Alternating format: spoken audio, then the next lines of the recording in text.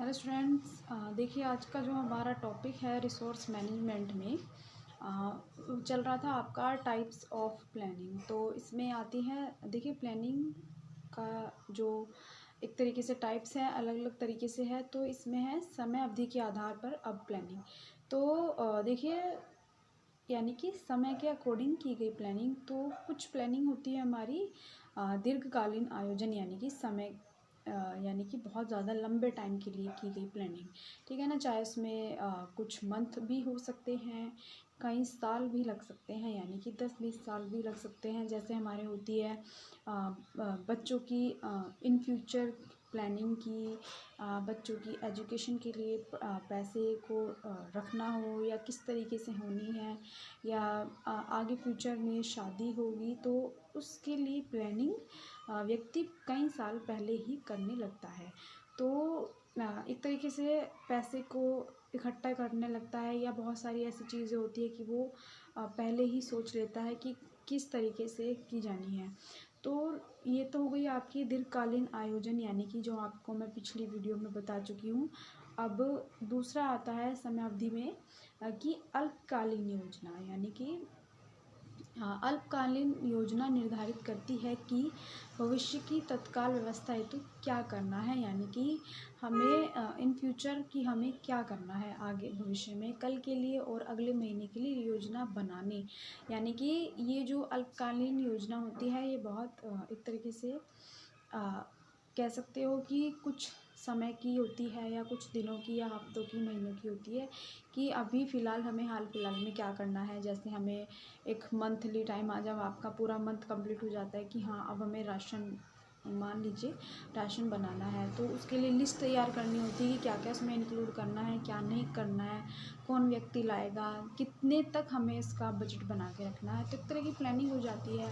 या daily use में daily की प्लानिंग होती है हमारी, जैसे रोज़मर्रा की लाइफ में कि हमें शाम को क्या करना है, कैसे करना है। तो ऐसी बहुत सारी हमारी प्लानिंग होती है। या कई बार बाहर जाना होता है तो उसके लिए पहले प्लानिंग की जाती है कि कौन व्यक्ति जाएगा, किस तरीके से कार्य को किया जाएगा।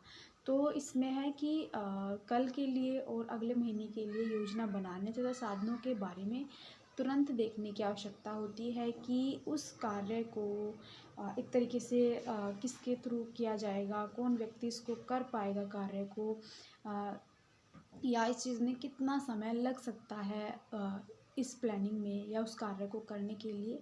तो इस बारे में सोचा जाता है कि और किस तरीके से वो किया जाना है।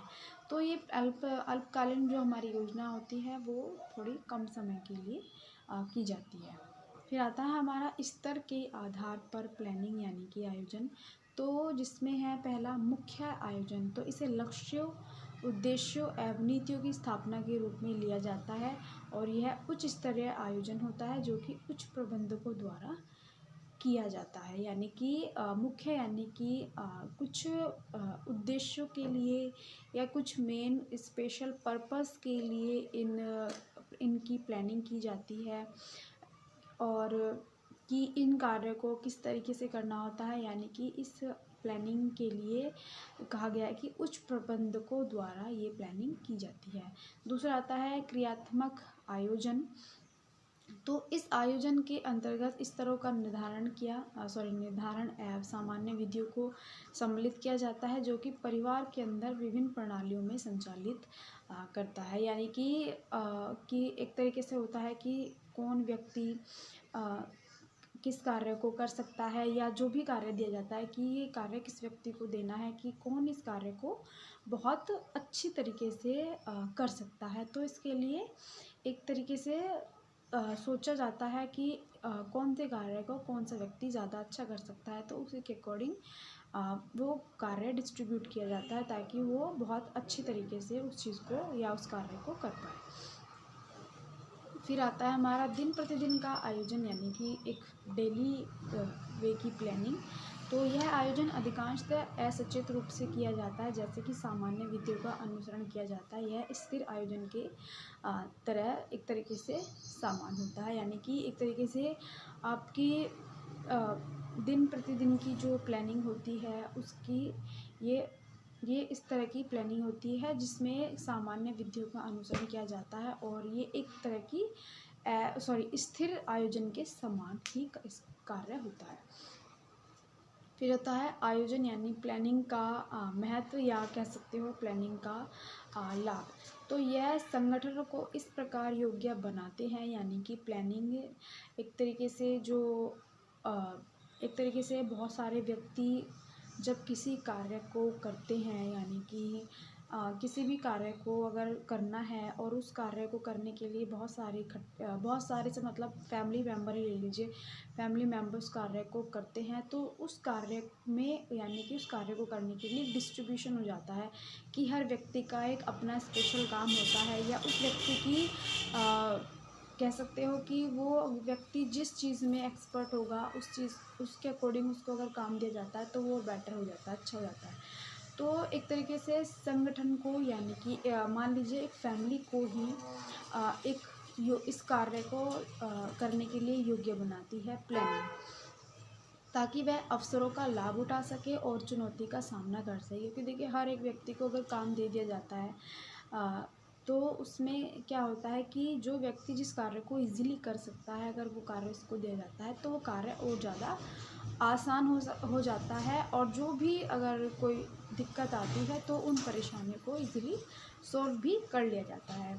तो लक्ष्यों की ओर ध्यान केंद्रित करने के लिए, यानी कि हमारे क्या गोल्स होते हैं, उनकी ओर ज़्यादा ध्यान केंद्रित करने के लिए प्लानिंग की जाती है, या उतावले निर्णयों पर ये थोड़ा गलत हो गया, उतावले निर्णयों पर रोक लगाने के लिए, यानी कि कई बार ऐसा हो जाता है कि हम अगर बिना प्लानिंग के कोई कार्य करते हैं तो कई बार ऐसा होता है कि किसी चीज़ को हम देखते हैं अट्रैक्शन में अच्छी लगती है तो उसको हम कई बार बेवजह भी खरीद लेते हैं।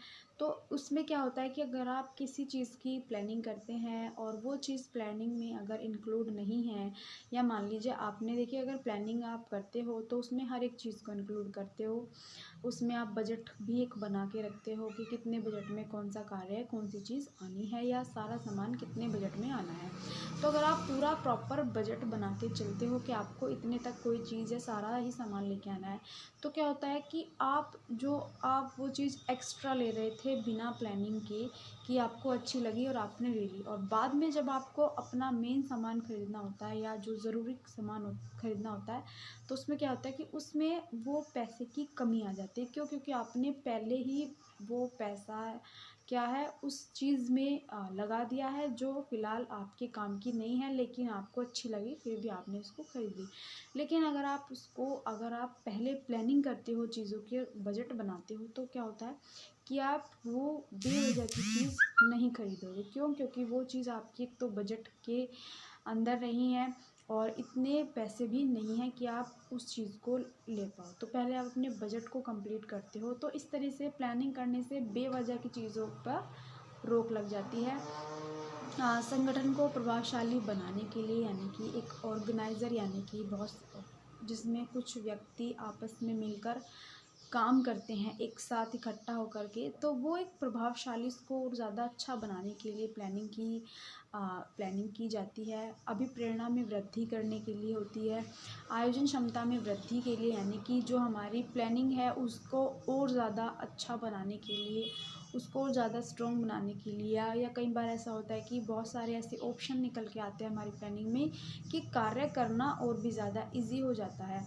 तो ऐसे बहुत सारे हमारी इम्पोर्टेंस होती है प्लानिंग करने की। तो स्टूडेंट्स, ये जो अभी हमारा जो टॉपिक चल रहा है टाइप्स ऑफ प्लानिंग, तो इसमें प्लानिंग में मैंने आपको 3 तरह की प्लानिंग बताई है, यानी कि हर एक उपयोग के आधार पर, यानी कि हर एक प्लानिंग का एक स्तर होता है तो उसके अकॉर्डिंग ही प्लानिंग भी बताई गई है, उसकी इम्पोर्टेंस भी है। लेकिन जो आपका टॉपिक है इसमें 4 तरह की चीज़ें इंक्लूड की गई हैं। तो पहली जो अभी आपकी है वो है प्लानिंग। इसके बाद का जो भी टॉपिक है वो भी मैं आपको नेक्स्ट वीडियो में बताऊंगी।